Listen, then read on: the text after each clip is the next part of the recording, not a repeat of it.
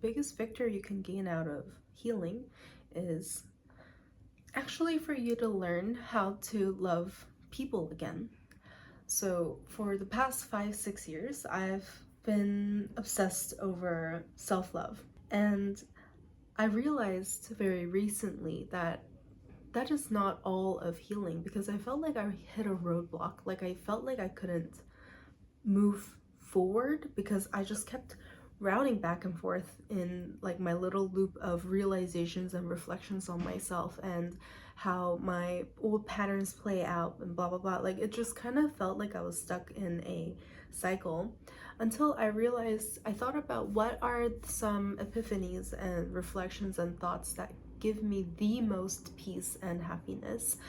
And it was when I come to a conclusion or regain the power to love humanity again, love other people again.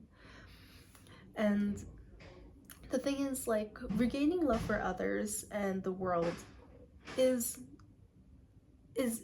ultimately tied to loving ourselves because the reason why we were hurt at the first place is not out of thin air, right? We don't get traumatized out of nowhere. We don't distrust the world out of nowhere. We don't get bitter, sad, scared about living and life on our own. We get hurt from other people, and that's how we grow cynical, and that's how we lose trust from betrayals by other people, by betrayals from those we loved. And have you tried to care less and think of your own love as a burden and something that makes you weaker? Because I certainly have. I like since I was like when I was in high school, I tried so hard to be like aloof and cold because I was so convinced that caring more is a losing game. The one you if you love more, you will always get hurt more. And I had like a Bible, like a book that was like a Bible to me. Like I don't know if you guys know Milan Kundra's The Unbearable Lightness of Being, and there are so it like talks about two dynamics of different characters, but like mainly two pairs of people who are very light, like Tomas and Sabrina. They're very light, so they don't get attached to people, they don't get attached to their partners. Then there is the other part where Teresa and oh no, I forgot the name of the guy, another guy, who are way more attached and they want monogamy and they seem to care more and love harder and love more. I obviously like saw myself as Teresa, and the book showed a lot of like Teresa being in pain because of Tomas's like free light nature. And I was so convinced, I was so dedicated to becoming Tomas, to becoming the lighter one, until I really did succeed and I became someone who was unloving, uncaring, or at least I did a very good job at like pushing it down and like operating from a place of before I get hurt by you, I'm gonna hurt you first so that you cannot touch me, you cannot hurt me. I was so, and then it dawned on me that that brought me more pain than anything else.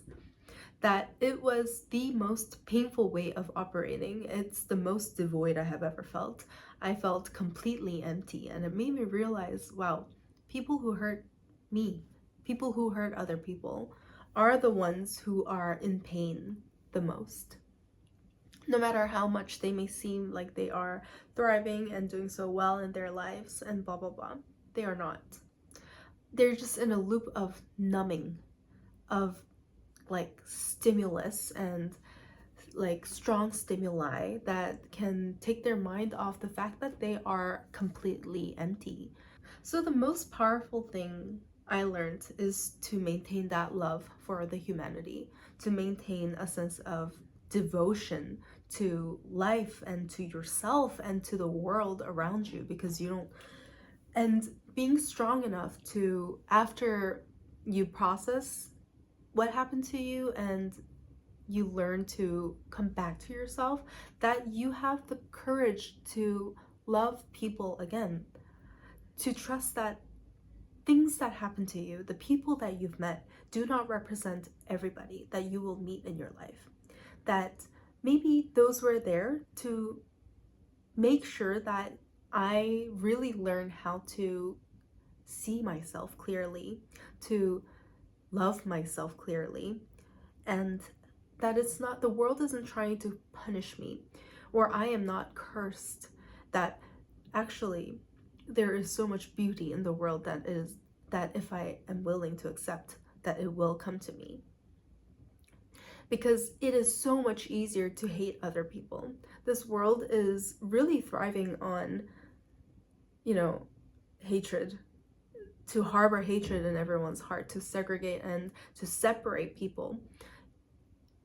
It's easy. It's the easiest thing to do, to hate others, to hurt others before they hurt you.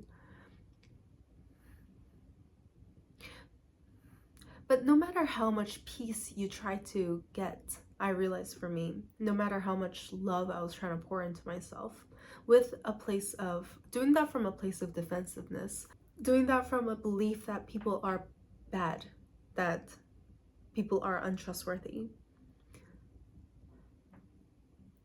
I never truly felt complete, and I never truly felt whole until I trusted that the world will reflect something different, that there is in fact people who will show me something else. And I don't want you to give up on yourself and your potential to feel the peace that you truly deserve. My biggest pride is that I didn't let bad things that happened to me turn me into a bad person. And like the thing, yeah, like I just view it as like self-love journey does come first. Like we have to learn how to reflect and love ourselves, how to parent our inner, like reparent our inner child, to find compassion for ourselves, to break out of the loop of self-hatred and self-judgment. And that self-awareness is definitely needed, and you cannot love other people without loving yourself. So yeah, self-love is important. And how can you regain that power? How can you find the path to self-love or to loving yourself if you've never been lost? So I just keep telling myself that the shittiest things that happened in my life were all there to allow me to drift me away from myself, just so that I can learn how to come back to myself. And with the path that I have now learned and realized and harbor deep inside my heart, I can use that to love other people too. And that is what makes healing complete.